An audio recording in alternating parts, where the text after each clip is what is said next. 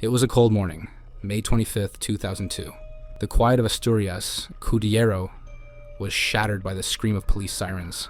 Neighbors looked through curtains trying to catch a glimpse of what was happening as two squad cars came to a screeching halt in front of the old brick building on the corner. Someone had dialed 911, reporting strange noises from an apartment upstairs. When officers got there, they found Juliet, a young woman who had just moved to town to be an English teacher. She was lying on the floor. Her face was pale and her breathing was shallow. They rushed her to the hospital, hoping she'd pull through. A week later, she did, and the police came to interview her. Here's an account of what Juliet said to the police in Spanish, translated into English. I loved teaching. It's the one thing that has always given me purpose. I'd been out of work for a while and was happy to get the chance to teach again, even if it meant moving to a quiet, remote town like Asturias. The school offered good pay and a small apartment for free, which made things even better. So, I packed up and left my old life behind in Paris. By the time I arrived, it was late.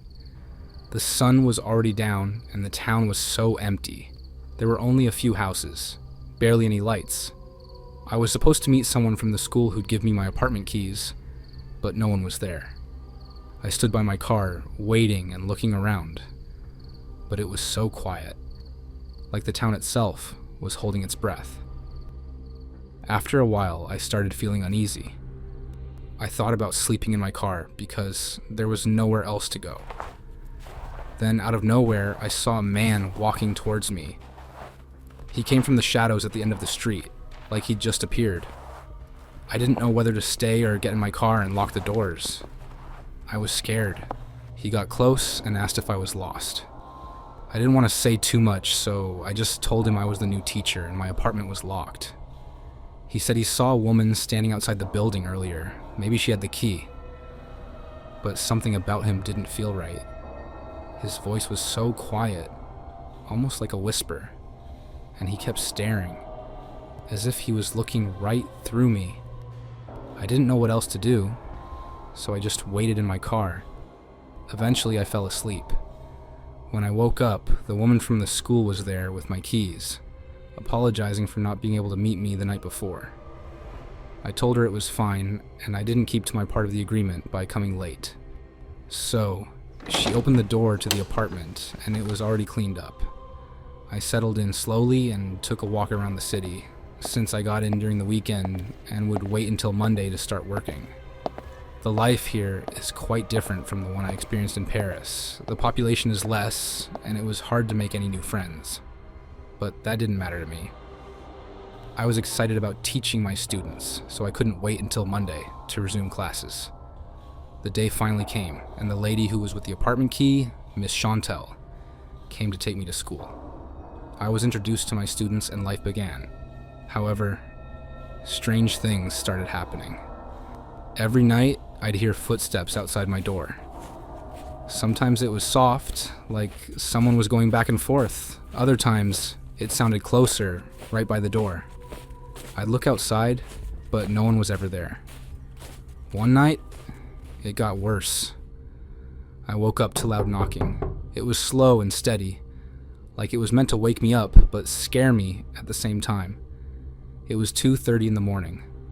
I was terrified, but I went to the door and called out.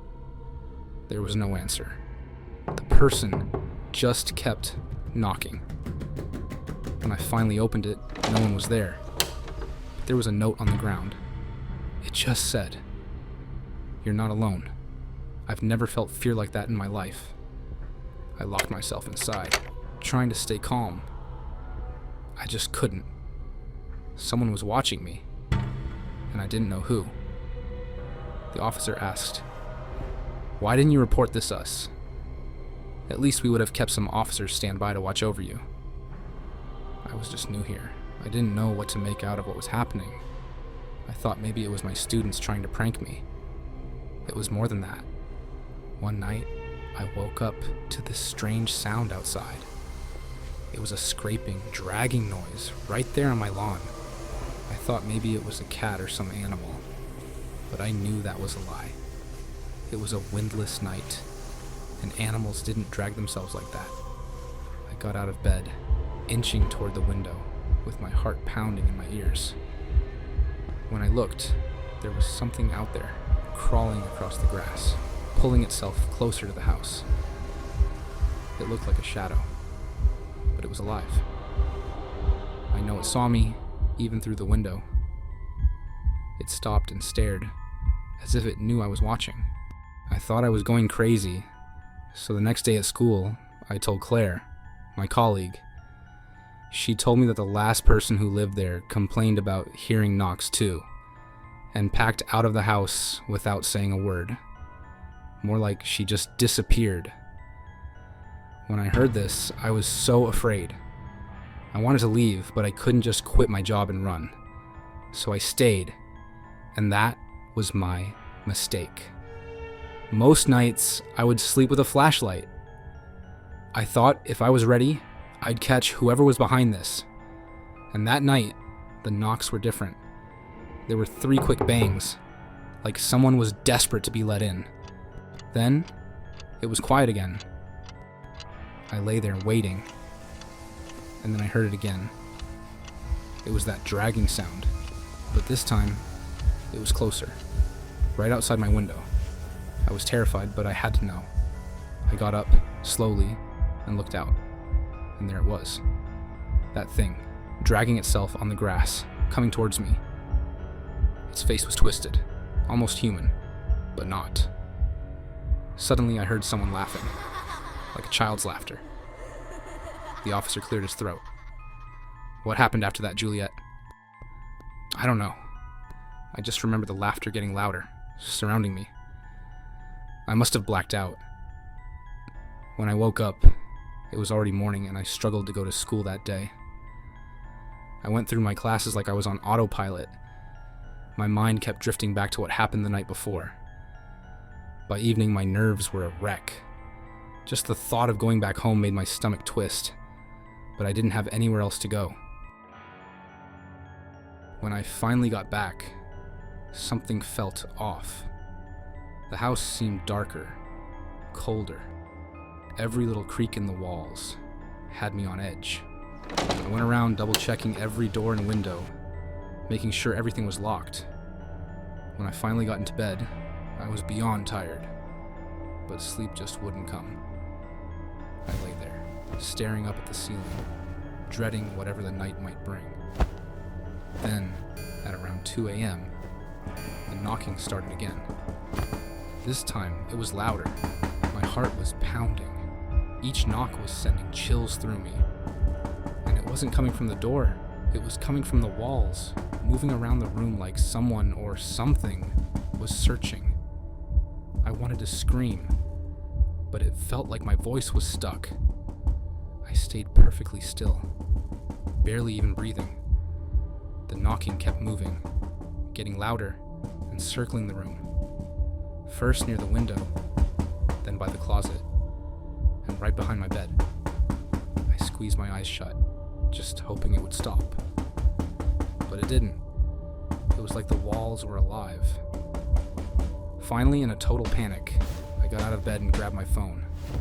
I called the police and I tried to explain what was happening. The officer interrupted. But we've not received any distress calls from your street in years. Are you sure you called us? Of course I did. They told me they'd send someone over. So I just stood there in the middle of my room, clutching my phone, and every little sound felt so much louder because my heart was racing. About 20 minutes later, there was this loud bang at the front door. It was so sudden, I almost dropped my phone. I opened the door just a bit, expecting to see the police, but there was no one. The porch was empty, and the street was silent. I shut the door and stepped back. That's when I noticed a small piece of paper on the floor, folded neatly. I picked it up and unfolded it. Scrawled across the paper in messy handwriting were 4 words that made my heart stop. It was, "I am coming back." I dropped the note and ran back inside. The air felt heavy, thick with a presence I couldn't see, but I could feel it. I backed up against the wall and sank to the floor, hugging my knees, trying to keep it together. I stayed like that until the first light of dawn slipped through the window. I don't remember falling asleep, but when I woke up, the room was bright. I looked around expecting to see signs of everything I'd been through, but it all looked normal. The note was gone too. My mind was spinning, wondering if it had all just been a nightmare. But deep in my bones, I knew somehow that whatever was haunting me wasn't just in my head. For the next few days, I tried to act like everything was fine. But at night, the sounds would come back. The dragging on the lawn, the knocks on the walls, that feeling of being watched. I felt trapped, too scared to stay, but even more terrified to leave. Haunted by something I still couldn't understand. Then, one night, I decided to fight back. I set up a small camera by the window, pointing it out toward the lawn. I wanted proof, something to show I wasn't going crazy. At least I could give it out to you guys. So, I hit record and sat in the dark, waiting. Around 2 a.m., the noises started again. My whole body was shaking with fear, but I forced myself to stay put, determined to get through it. After what felt like forever, the sounds finally stopped. The next morning, I couldn't wait to check the footage, hoping for some kind of explanation. But when I pressed play, my stomach dropped. The video was just darkness and the faint outline of my lawn. To my greatest surprise, an image popped up on the screen for less than 30 seconds, looking straight at the camera. It was me. The interrogating officer looked surprised. "Wait, Juliet, you saw yourself in the camera?" "Yes. Or, well, something that looked like me."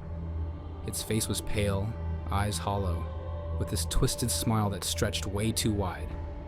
It just stared, unblinking, before the screen went black. That's when I knew. I wasn't there alone and I passed out. I don't remember anything else.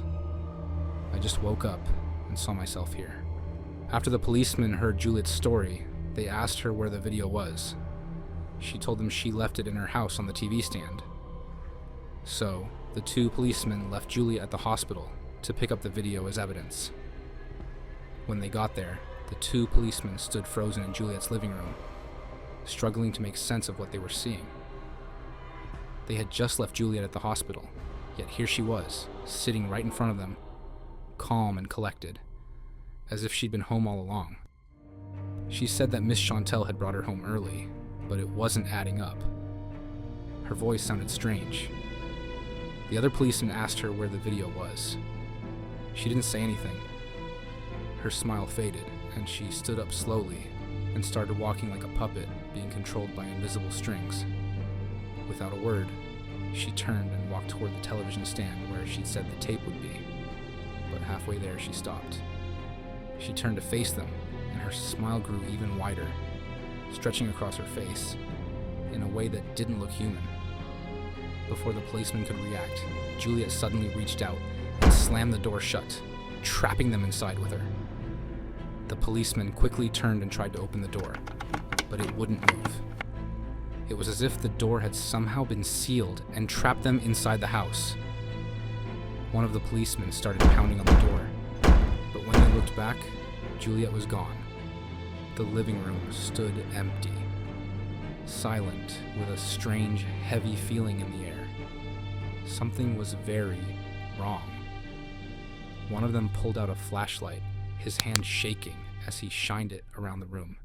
Then, from somewhere deeper in the house, they heard laughter.